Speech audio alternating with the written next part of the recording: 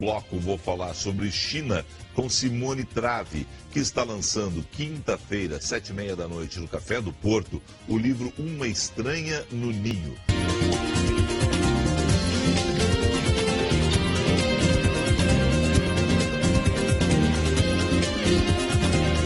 Comigo no primeiro bloco do programa, a enfermeira Simone Trave, que deu um tempo, há alguns anos, e foi morar na China e agora está lançando as suas experiências em terras do Oriente. Simone, ai meu Deus, é isso? É isso? Ni hao. Ni hao. Ni hao é mais simples, né? É boa noite, boa né? Noite. Mas é aquele para dormir, né? E aí tem o boa noite, que é aquele boa noite quando a gente se encontra, que eu acho que é Shang.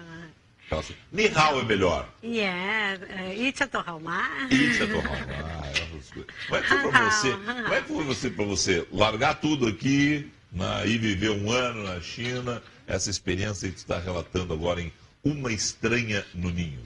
Então, estar na China foi uma experiência extraordinária pela cultura e por tudo que a gente pode pensar ao migrar de uma cultura ocidental para ir desbravar o Oriente, né? Foi em 2008 que nós estivemos lá durante todo o ano. E a língua, que é o que a gente começou a expressar aqui, foi uma das primeiras barreiras, mas que se transformou numa aproximação, porque no momento que a gente consegue sorrir e é ni hao mesmo, e daí como continua isso, a gente vai encontrando alternativas para que a comunicação se dê, né? Você foi morar em Shenzhen? Isso, Não. Shenzhen, sul da China. Muito próximo a Hong Kong, a Macau, né? Onde de ferry boat a gente fazia esse movimento migratório, ora para ir a um show, ora também para validar o visto, ou para ir, enfim, comprar alguma coisa em determinado mercado que fosse mais atraente, né? Porque a cidade de Shenzhen, ela cresceu galopantemente. Quando eu estive lá em 2008, nós tínhamos 12 milhões de habitantes, muito próximo a São Paulo. Mas ela era uma pequena ilha e isso há 40 anos atrás era muito diferente, né? Pela proximidade com Hong Kong e pelo incentivo do próprio governo chinês, aquela se tornou uma zona aberta de comércio. É uma zona portuária, né? Exatamente. E ali há o tráfego, né, de... Primeiro, a colocação de várias empresas estrangeiras entram na China por ali, por Shenzhen, né? Sim. E a partir disso, tem milhões de estrangeiros morando hoje em Shenzhen, milhares, né, de estrangeiros, e a partir disso, dali, eles vão Beijing, Shanghai, ou no caso mais próximo, Hong Kong, Macau. Exatamente. Então, Shenzhen, a gente estava comentando, ela cresce galopantemente, onde um prédio a gente pode acompanhar o crescimento aí em poucos dias, né? E novos estabelecimentos comerciais. Então, a vida, ela se torna pulsante numa cidade, assim.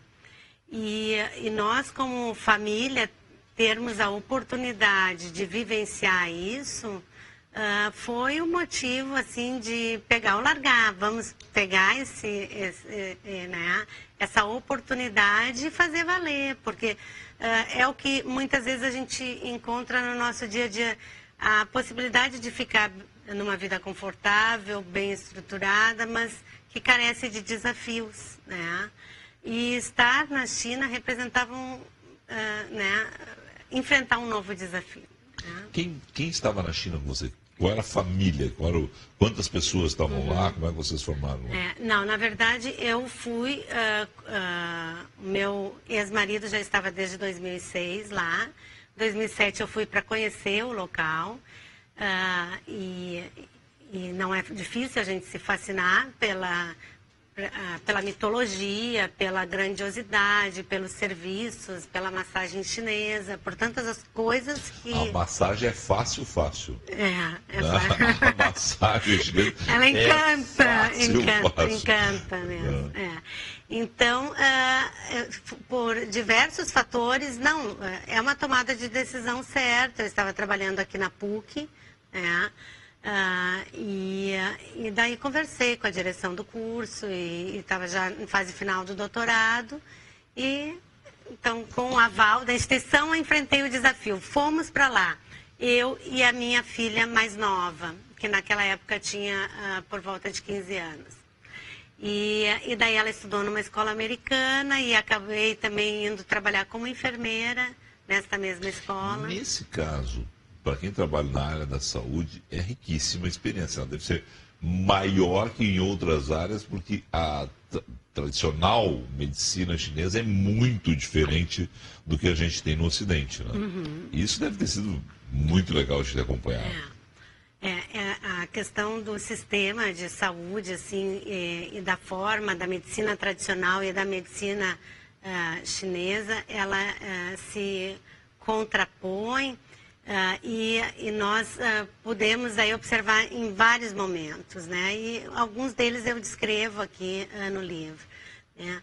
O trabalho na escola internacional foi riquíssimo, porque tinha mais de 60 nacionalidades convivendo, e a criança e o jovem é muito espontâneo, então ele ia com frequência no consultório de enfermagem e a gente tinha que dar conta de fazer uma anamnese, um exame físico e dar um tratamento plausível para aquela dor que a criança tinha. Você e que tratou era simples. ocidentais e orientais? E orientais, sim. Tá. E era muito diferente, no caso, a forma deles pegarem e acompanharem o tratamento, porque o oriental tem todo aquele tratamento, primeiro, em alguns casos ainda as ventosas, o calor, os chás, as coisas. Né? E nós aqui é muito remédio mesmo e os exames muito modernos, eles têm outra forma de fazer isso. Outra forma. E dentro dessa situação assim, eu tive uma experiência singular, que foi quando um adolescente fraturou o pé. E em algumas vezes, trabalhando na escola, eu tinha que ir até o hospital local. E um técnico administrativo da escola sempre me acompanhava para poder falar o mandarim. Então, a gente fazia uma interlocução entre o inglês e o mandarim para conseguir, com o médico da localidade, dar o atendimento. E ele realmente era uma fratura e ele prescreveu um tratamento com unguento, com um creme balsâmico, e que a criança, o adolescente, voltasse para casa e repouso. E eu fiquei inconformada, porque era fácil perceber que ali tinha mais do que uma torção, era uma fratura, tinha um desvio do próprio pé, e ele, então, prescreveu os 2 tratamentos. E daí chamamos os pais da criança e daí explicar isso, né? Mas num tempo de atendimento, viver na China e ser enfermeira lá é fazer o coração pulsar numa frequência maior do que aqui, quando a gente tem, né, os recursos que a gente consegue dialogar com as profissões diferentes, é toda uma outra forma de abordar. Quando é que você decidiu escrever o livro? Então, como eu entrei na China em janeiro, e logo depois a gente foi desbravando e se fascinando com aquele fotos e mais fotos, né? E toda a parte da mitologia. Aquilo já me despertou, nossa, eu preciso fazer alguma coisa com isso que eu estou sentindo, né?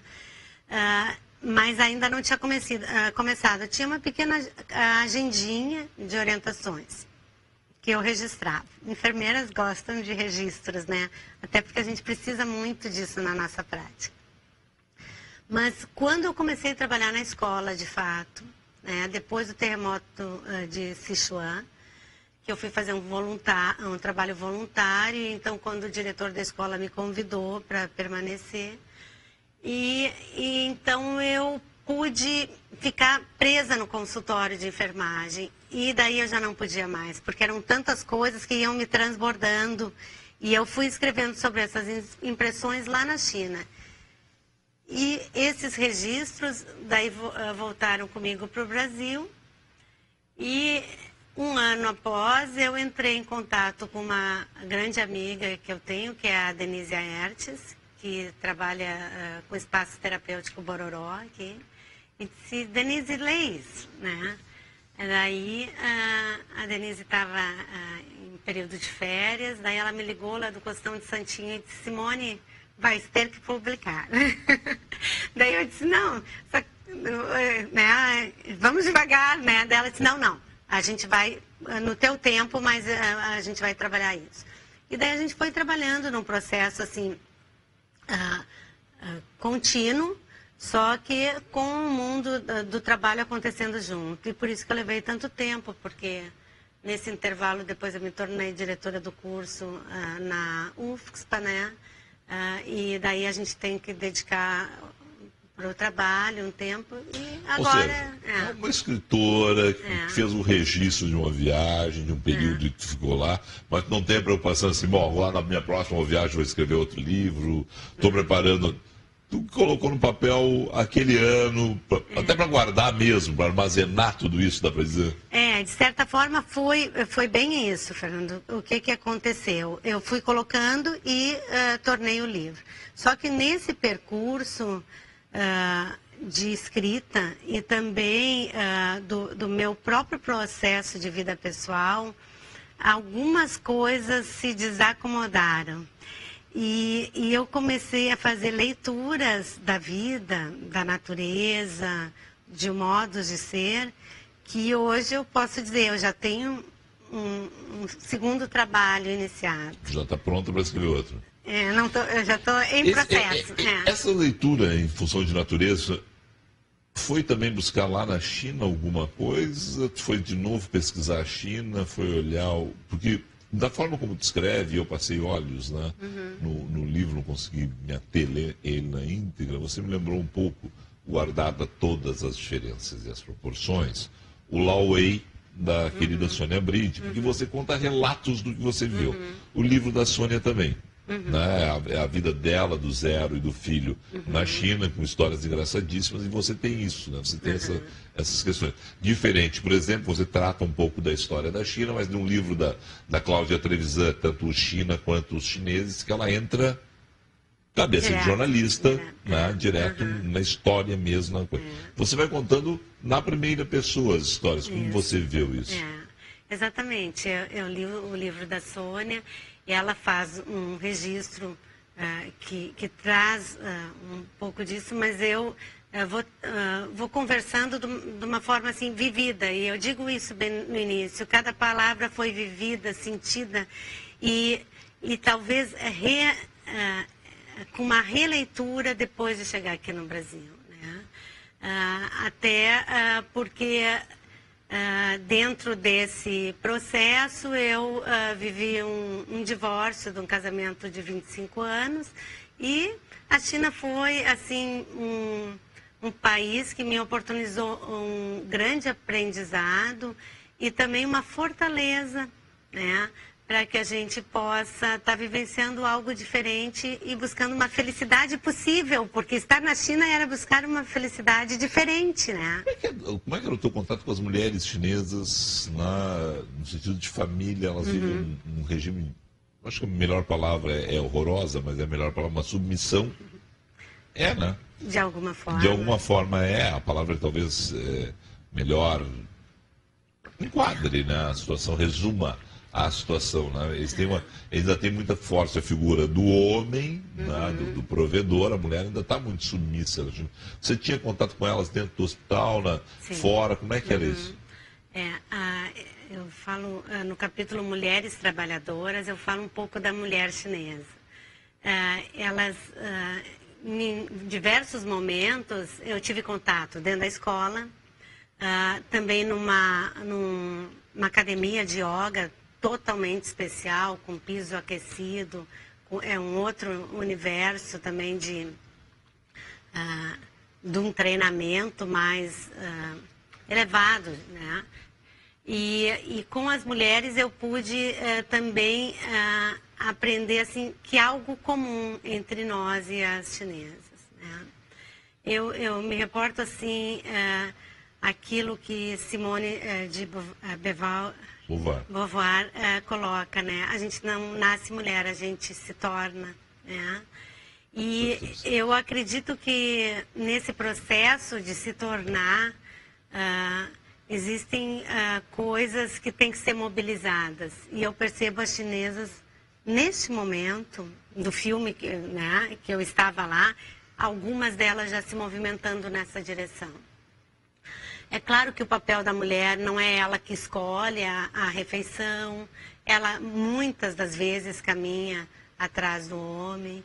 Há uma China turística, que é que muitos de nós vamos lá e ficamos 20, 30 dias e observamos, e é uma China em que a gente vive, que a gente caminha, que há lixo nas calçadas, que as panelas são lavadas com água baldeada. Os huntongs, né, que são as favelas, que talvez seja o termo que melhor case com...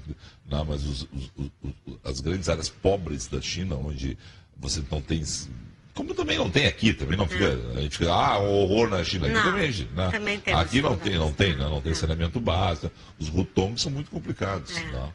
Eu vivi... E nessa época, você estava em Shenzhen, mas a Olimpíada de Beijing, eu estive lá, literalmente a ditadura chinesa tapou os hutongs, né? Eles colocavam grandes painéis pela cidade e atrás daqueles painéis é que estavam essas vilas, essas favelas, né? As pessoas estavam ali, saíam, entravam dali, mas escondidas. Né?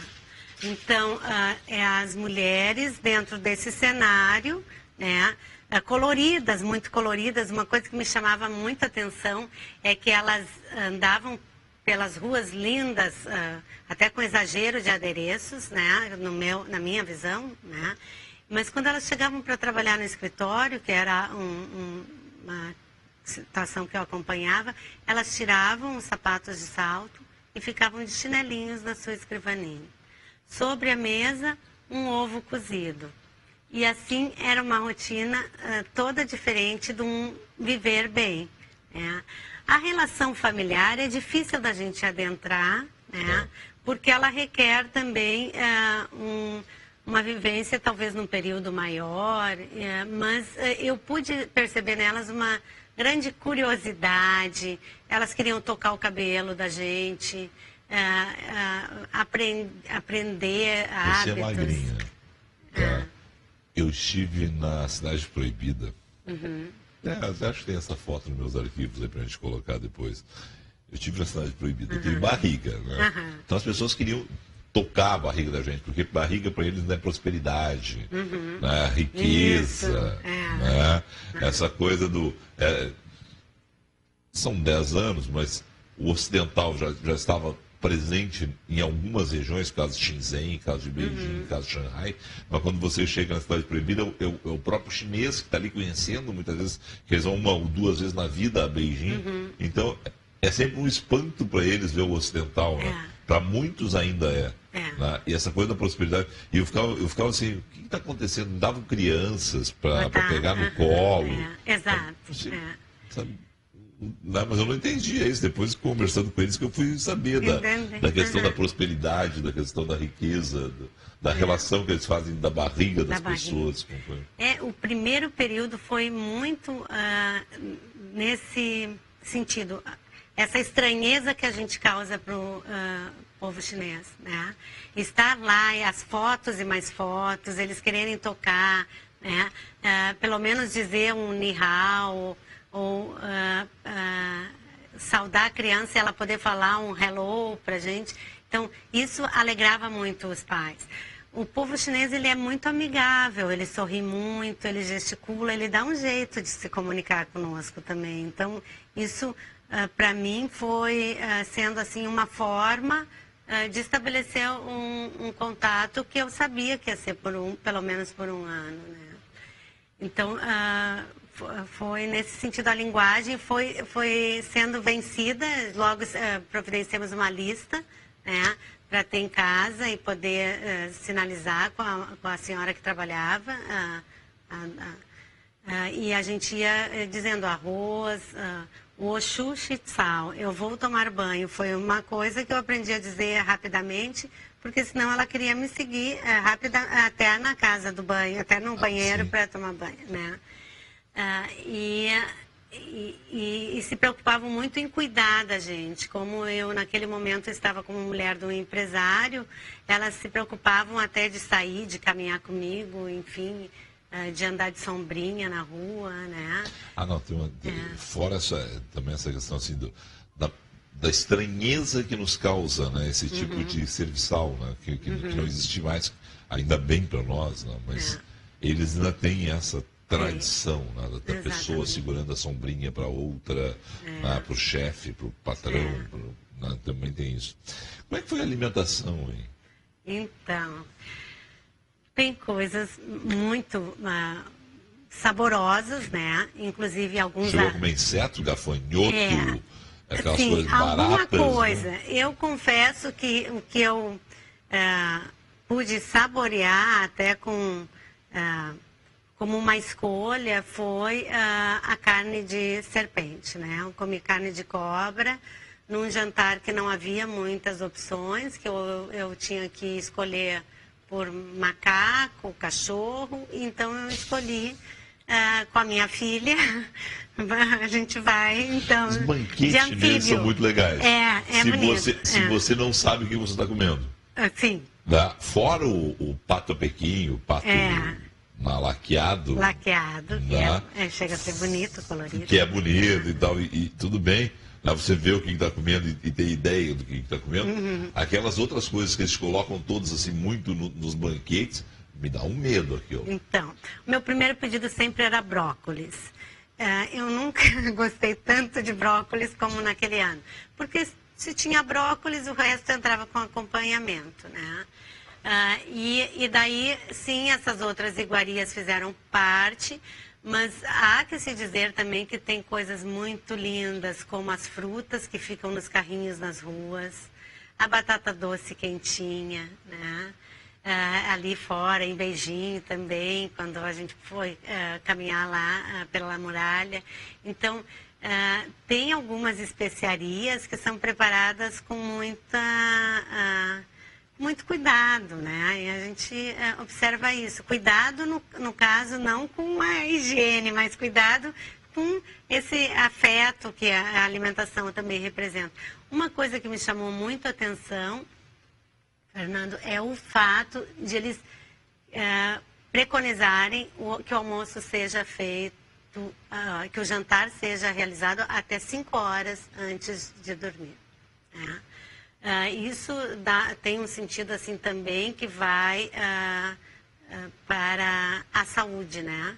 Para que o processo da digestão possa ser realizado e daí a pessoa tenha uma boa noite de sono, né? Então os restaurantes lotavam, eles botavam luvinhas, essa luvinha que a gente usa para tintura de cabelo, as mulheres, né? Ou até para alguns exames, no caso da saúde. E eles sugavam os frangos e as galinhas, porque ali tem uma propriedade de colágeno, né? Sim. Então, isso era uma refeição muito rica para eles. Bom, estas e outras histórias, Uma Estranha na China, você lança autografa 7h30 da noite, quinta-feira agora, no Café do Porto. Exatamente. Como é que foi a experiência de escrever? Por exemplo, tu gostou, né? Mas como é que foi assim? Agora que tu está mais relaxado nisso, tu levou todo esse tempo. Você falou o nome de uma amiga que você enviou, né? Testou com outros amigos também a história antes de pegar e fazer a edição. O livro está lindo, o livro tem. Está faltando o nome do alfabeto chinês. Eu esqueci o nome agora. Mas ideogramas. Ideogramas, né? Tem os ideogramas, tem as falas e está ricamente ilustrado com fotos tuas, tanto em Shenzhen, quanto em Beijing, quanto em Macau. Macau é bom dia, né?